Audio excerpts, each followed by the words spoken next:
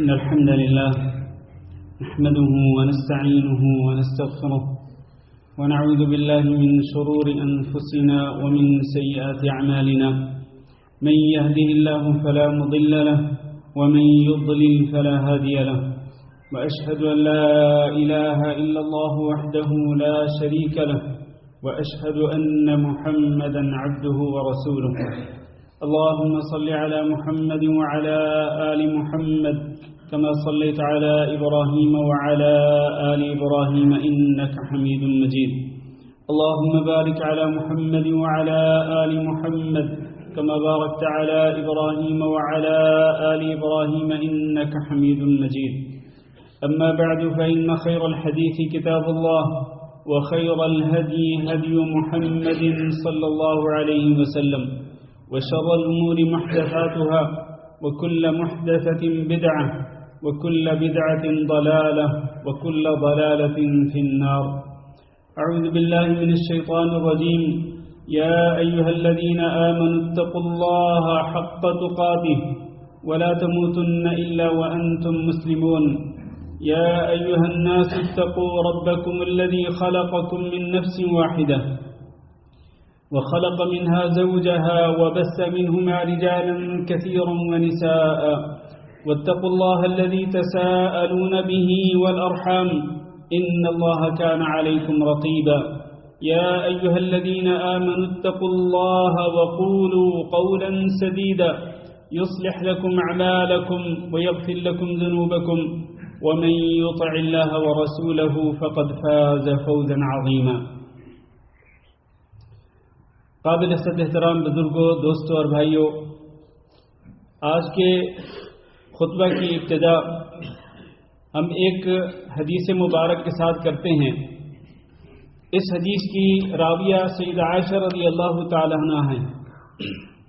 سیدہ عائشہ رضی اللہ تعالی عنہ بیان کرتی ہیں کہ ایک رات رسول اکرم صلی اللہ علیہ وسلم نے مجھے ارشاد فرمایا کہ یا عائشہ ذرینی اتعبد اللیلۃ لربی، عائشہ آج ذرا مجھے موقع دو کہ آج رات میں اپنے رب کی عبادت کرنا چاہتا ہوں، یعنی آج رات میں اپنے رب کی عبادت میں ہی گزارنا چاہتا ہوں، قیام اللیل میں اور تہجد کی نماز میں آج کی رات میں گزارنا چاہتا ہوں۔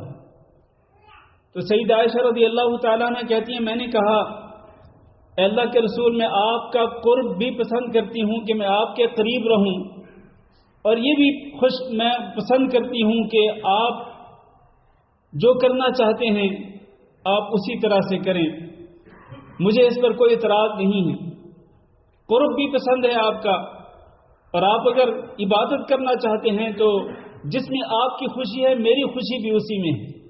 اس کے بعد نبی صلی اللہ علیہ وسلم کھڑے ہوئے، آپ صلی اللہ علیہ وسلم نے وضو کیا اور آپ صلی اللہ علیہ وسلم نے نماز شروع کر دی۔ حضرت عائشہ رضی اللہ تعالیٰ نے بیان کرتی ہیں کہ نبی کریم صلی اللہ علیہ وسلم نماز پڑھتے ہوئے رونے لگے، اتنے روئے کہ آپ صلی اللہ علیہ وسلم کی داڑھی مبارک تر ہو گئی۔ پھر آپ صلی اللہ علیہ وسلم نماز کے دوران قرآن مجید پڑھتے رہے اور روتے رہے، یہاں تک کہ آپ کی گود مبارک تر ہو گئی، اور پھر اس کے بعد بھی نبی صلی اللہ علیہ وسلم نماز پڑھتے رہے اور روتے رہے، یہاں تک کہ جہاں پر آپ موجود تھے وہاں نیچے زمین بھی تر ہو گئی، حتیٰ کہ اسی طرح ساری رات گزر گئی۔ فجر ہوئی، حضرت بلال رضی اللہ تعالیٰ عنہ آئے نبی صلی اللہ علیہ وسلم کو بلانے کے لیے کہ آپ تشریف لائیں اور فجر کی نماز پڑھائیں، تو دیکھا نبی صلی اللہ علیہ وسلم برابر رو رہے ہیں۔ تو حضرت بلال رضی اللہ تعالیٰ عنہ نے پوچھا اے اللہ کے رسول، آپ کو کون سی چیز رلا رہی ہے، کس وجہ سے آپ رو رہے ہیں؟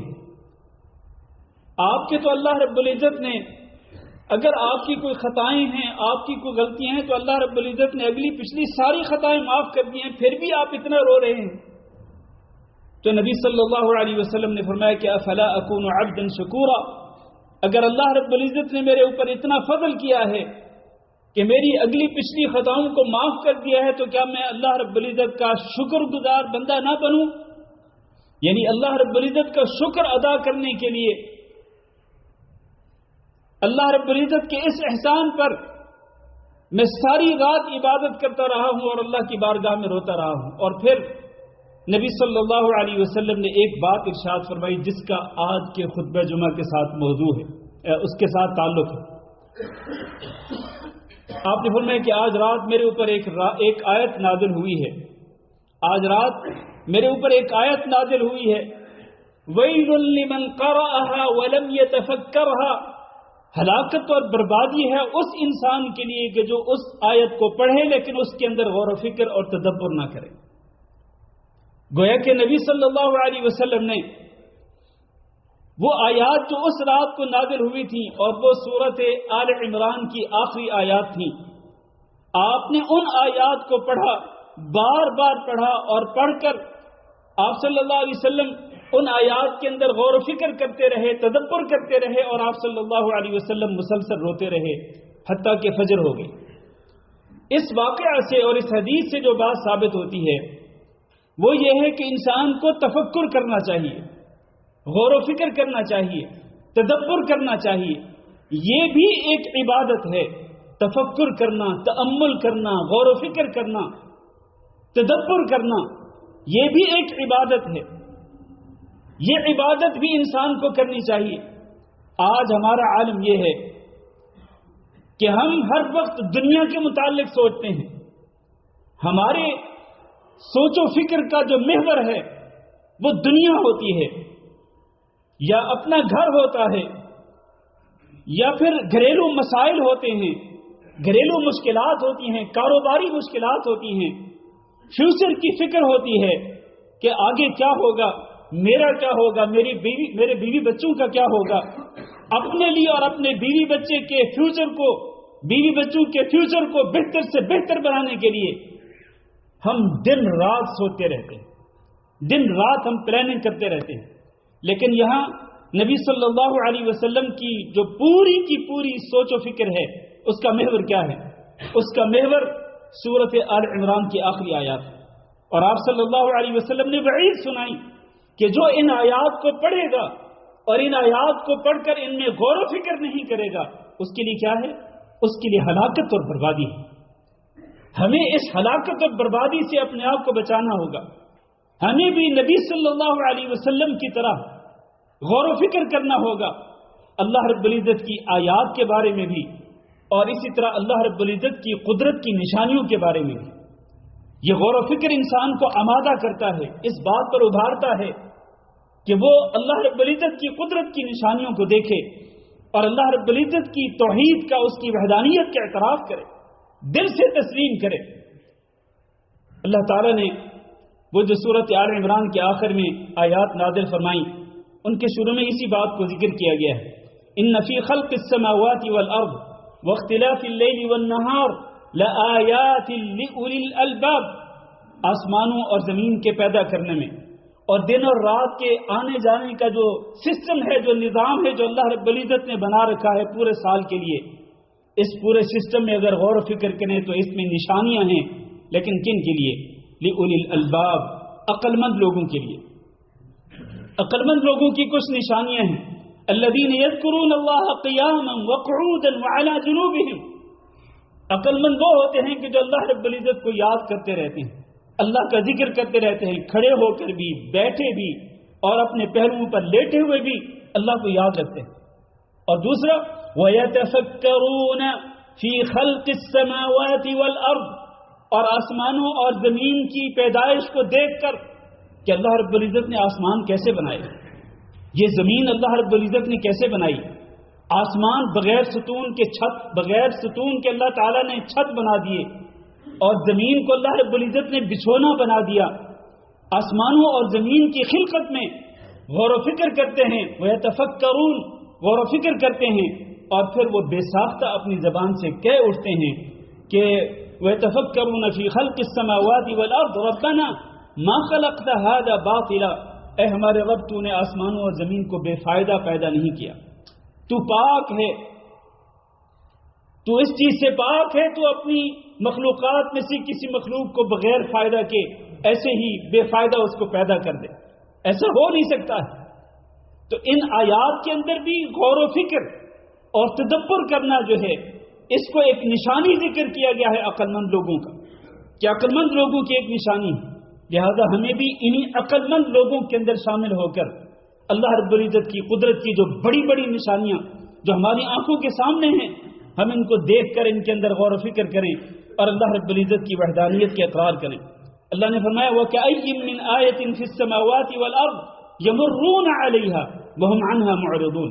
کتنی نشانیاں ایسی ہیں آسمانوں میں بھی اور زمین میں بھی، ان نشانیوں سے ان لوگوں کا گزر بھی ہوتا ہے، یعنی ان نشانیوں کو اپنی آنکھوں سے دیکھتے ہیں، مشاہدہ کرتے ہیں، لیکن وَهُمْ عَنْهَا مُعْرِضُونَ، ان نشانیوں کو دیکھ کر بھی وہ ان سے اعراض کرتے ہیں، منہ موڑ لیتے ہیں، پیٹ پھیر لیتے ہیں اور غور و فکر کر کے اللہ رب العزت کی وحدانیت کا اعتراف نہیں کرتے.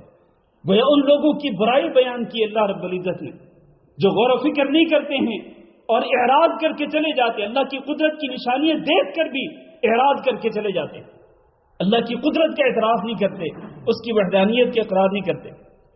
حضرت عبداللہ بن عتبہ کہتے ہیں میں نے ام الدرداء سے پوچھا، یہ ابو الدرداء رضی اللہ تعالیٰ عنہ کی بیوی تھی، کہتے ہیں میں نے ان سے پوچھا کہ ابو الدرداء رضی اللہ تعالیٰ عنہ جو ہیں ان کی سب سے افضل عبادت کیا تھی، سب سے اچھی عبادت کیا تھی؟ تو انہوں نے جواب دیا التفکر والاعتبار، غور و فکر کرنا، اللہ کی قدرت کی نشانیوں کو دیکھ کر اور پھر عبرت اور سبق حاصل کرنا، یہ ان کی بہت ہی افضل بہت ہی اچھی عبادت تھی.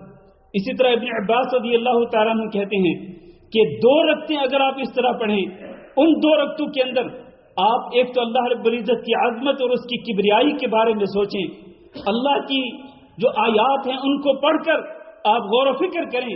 آپ اس طرح اگر 2 رکعتیں پڑھتے ہیں تو یہ 2 رکعتیں اس چیز سے بہتر ہیں کہ آپ ساری رات نماز پڑھتے رہیں، لیکن اس نماز کے اندر آپ کو خشوع اور خضوع حاصل نہ ہو، تفکر نہ ہو، تأمل نہ ہو، تدبر نہ ہو.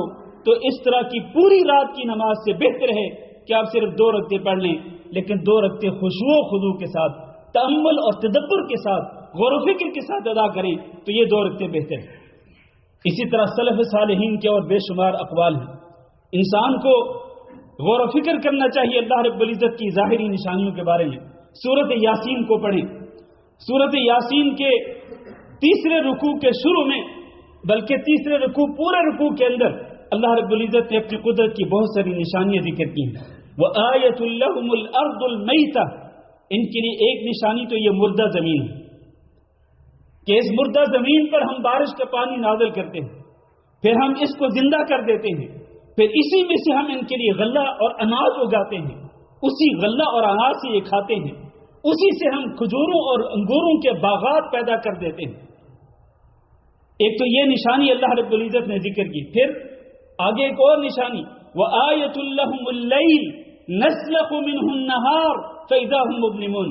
ان کے لیے ایک اور نشانی رات بھی ہے کہ رات پر سے ہم دن کو اور دن کے نور کو ہم کھینچ لیتے ہیں.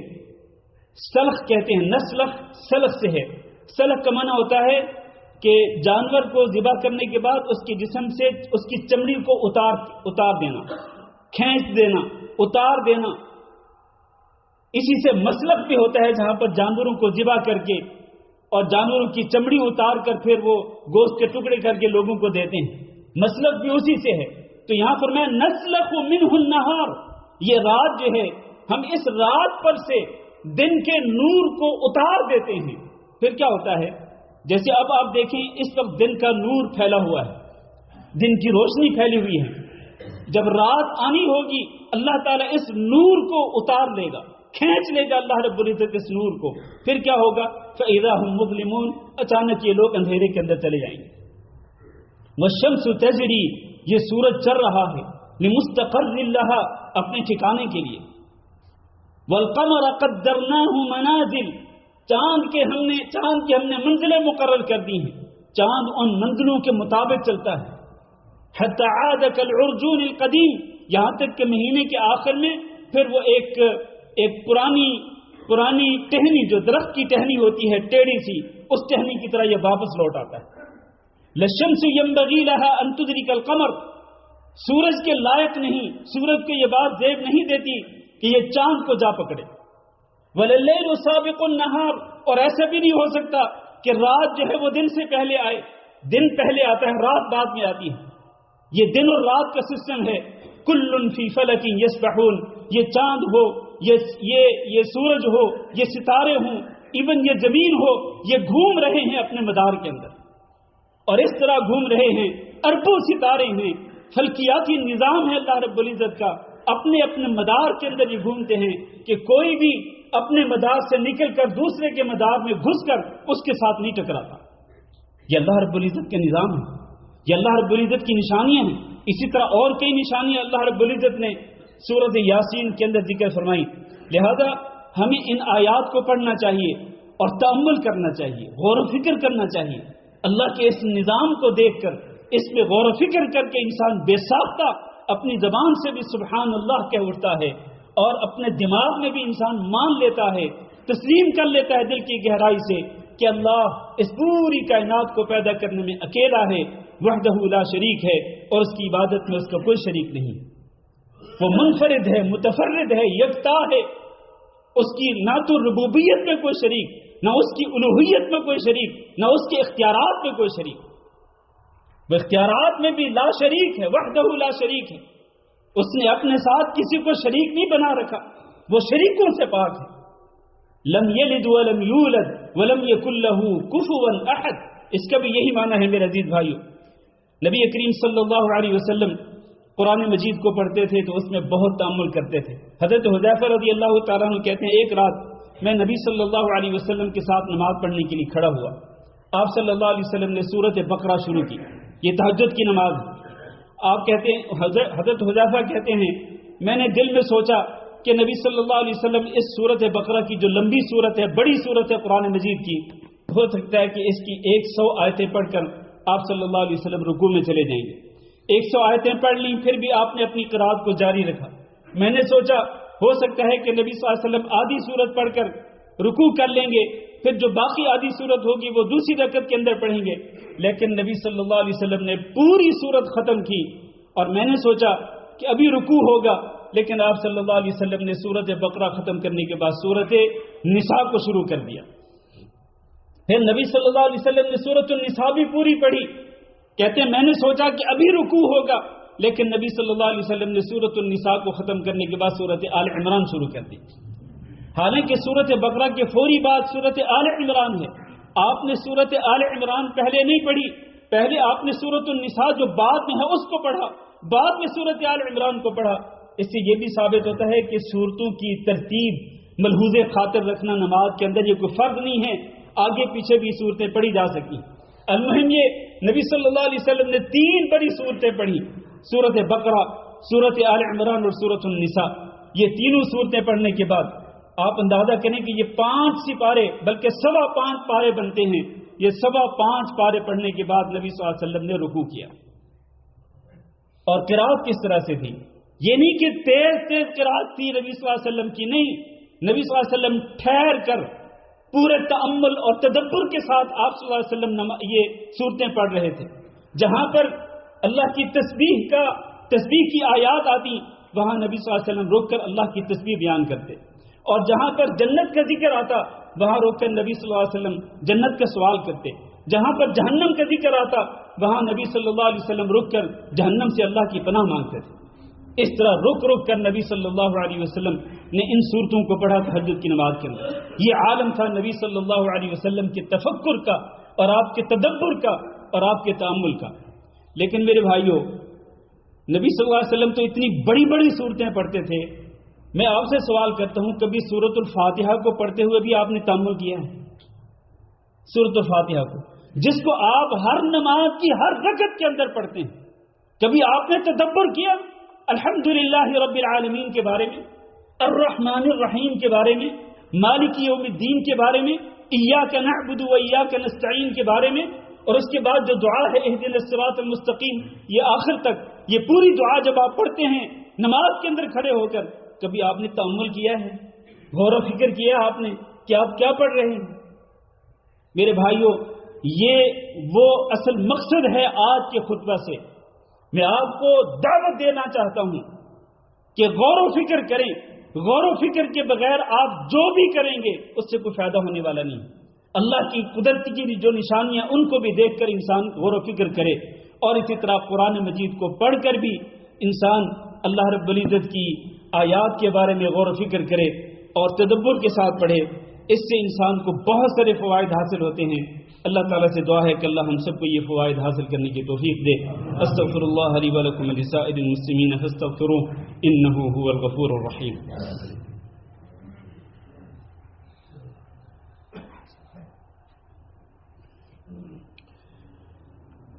ان الحمد لله نحمده ونستعينه ونستغفره ونعوذ بالله من شرور انفسنا ومن سيئات اعمالنا، من يهده الله فلا مضل له ومن يضلل فلا هادي له، وأشهد أن لا إله إلا الله وحده لا شريك له، وأشهد أن محمدا عبده ورسوله۔ اللهم صل على محمد وعلى آل محمد كما صليت على إبراهيم وعلى آل إبراهيم إنك حميد مجيد۔ اللهم بارك على محمد وعلى آل محمد كما باركت على إبراهيم وعلى آل إبراهيم إنك حميد مجيد۔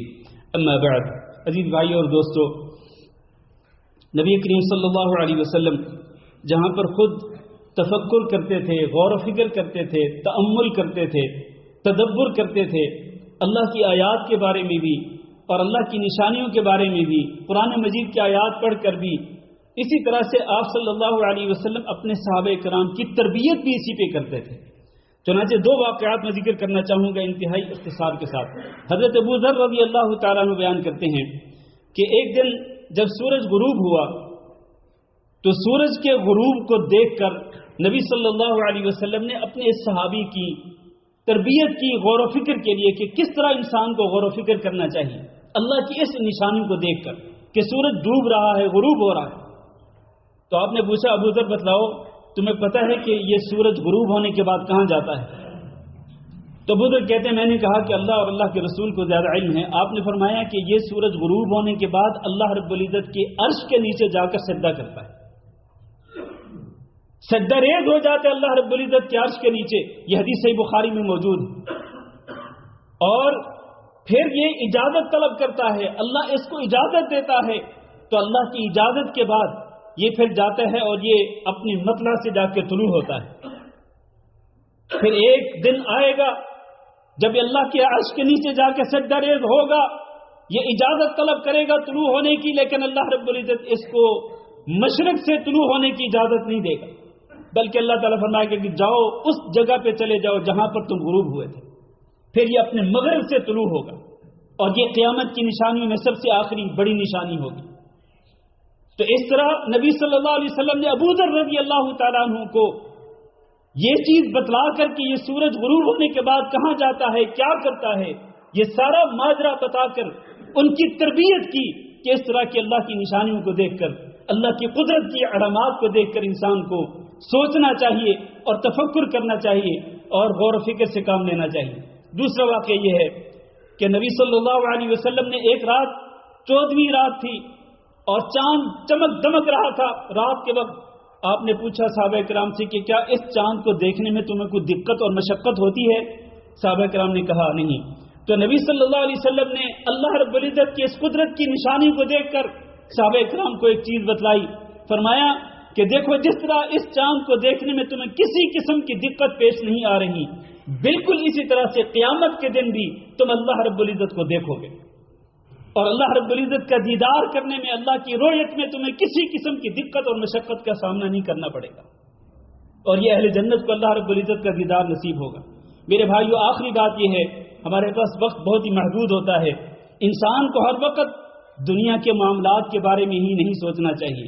سوچیں آتی ہیں انسان کو، اور ان سوچوں کی وجہ سے انسان کبھی ڈپریشن میں چلا جاتا ہے، ٹینشن میں مبتلا ہو جاتا ہے، بلکہ ہونا یہ چاہیے انسان سوچے، اس کی سوچ و فکر کا محور یہ ہونا چاہیے کہ یہ دنیا بڑی تیزی کے ساتھ گزر رہی ہے اور اس کی زندگی انتہائی تیزی کے ساتھ گزر رہی ہے۔ کوئی بھی لمحہ آ سکتا ہے کہ جب یہ اس دنیا سے چلا جائے گا، اس کی موت آ جائے گی۔ آپ دیکھیں نبی صلی اللہ علیہ وسلم لیٹے ہوئے ہیں اور آپ اٹھ کے بیٹھتے ہیں، عمر رضی اللہ تعالیٰ عنہ دیکھتے ہیں کہ آپ کی پیٹھ مبارک پہ چٹائی کے نشانات ہیں۔ عمر رضی اللہ تعالیٰ نے تعجب کا اظہار کیا، تو آپ نے فرمایا عمر تم اس پہ تعجب کر رہے ہو کہ میں چٹائی پہ لیٹا ہوا تھا اور اس کے نشانات پڑ گئے میری پیٹھ کے اوپر، تو میرا دنیا سے کیا تعلق ہے؟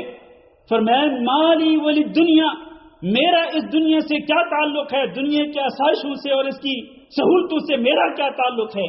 میں تو ایک مسافر کی طرح ہوں، جس طرح مسافر چلتے چلتے چلتے آخرکار تھک ہار کر دوپہر کو تھوڑا سا سستانے کے لیے، آرام کرنے کے لیے کسی درخت کے سائے تلے آرام کرتا ہے، پھر اٹھ کے چلا جاتا ہے، اسی طرح سے میں بھی دنیا کے اندر ایک مسافر کی طرح ہوں، بس تھوڑی دیر کے لیے آیا ہوں، پھر میں اس دنیا سے کوچ کر جاؤں۔ یہ وہ انداز ہے تربیت کا۔ عمر رضی اللہ تعالیٰ عنہ کی نبی صلی اللہ علیہ وسلم نے کس انداز سے تربیت کی کہ سوچ و فکر کرنا ہے، غور کرنا ہے، تأمل اور تدبر کرنا ہے، تو دنیا کی آسائشوں اور سہولتوں کے بارے میں نہیں، بلکہ اس دنیا سے کوچ کرنے کے حوالے سے سوچنا ہے۔ آخری بات یہ میرے بھائیوں، انسان کو یہ سوچنا چاہیے کہ اس پہ موت آئے گی اور اس کو قبر میں جانا ہے، اور قبر میں سوال و جواب ہوں گے، پھر قیامت کا دن قائم ہوگا، قیامت کے دن اٹھ کر یہ اپنے اعمال کا حساب دے گا۔ نبی صلی اللہ علیہ وسلم نے ایک صحابی کو دفنایا، آپ دفنانے سے پہلے قبر کے پاس بیٹھے ہیں اور آپ مسلسل رو رہے ہیں نبی صلی اللہ علیہ وسلم۔ پھر آپ صلی اللہ علیہ وسلم نے فرمایا یا اخوانی لمثل هذا فاعدوا، اور میرے بھائیوں یہ قبر کا منظر دیکھ کر تم بھی اس جیسی قبر کے لیے اپنی تیاری کرو۔ جس طرح نبی صلی اللہ علیہ وسلم صحابہ کرام کی تربیت کر رہے ہیں کہ غور و فکر کا اور سوچ کا محور کیا ہونا چاہیے؟ آخرت ہونی چاہیے، قبر اور آخرت کے بارے میں انسان کو سوچنا چاہیے۔ اللہ تعالیٰ سے دعا کرتے ہیں کہ اللہ ہم سب کو اس کی توفیق دے۔ اللہم اعز الاسلام والمسلمین واذل الشرک والمشرکین، اللهم اغفر لنا وللمؤمنين والمؤمنات وللمسلمين والمسلمات الأحياء منهم والأموات، اللهم إنا نسألك العفو والعافية والمعافاة الدائمة في الدنيا والآخرة، اللهم إنا نسألك رضاك والجنة ونعوذ بك من سخطك والنار، اللهم فرج هم المهمومين ونفس كرب المكروبين واقض الدين عن المدينين واشف مرضانا ومرضى المسلمين، اللهم آمنا في أوطاننا واجعل هذا البلد آمنا مطمئنا وسائر بلاد المسلمين. عباد الله، إن الله يأمر بالعدل والإحسان وإيتاء ذي القربى وينهى عن الفحشاء والمنكر والبغي يعظكم لعلكم تذكرون. سبحان ربك رب العزة عما يصفون وسلام على المرسلين والحمد لله رب العالمين.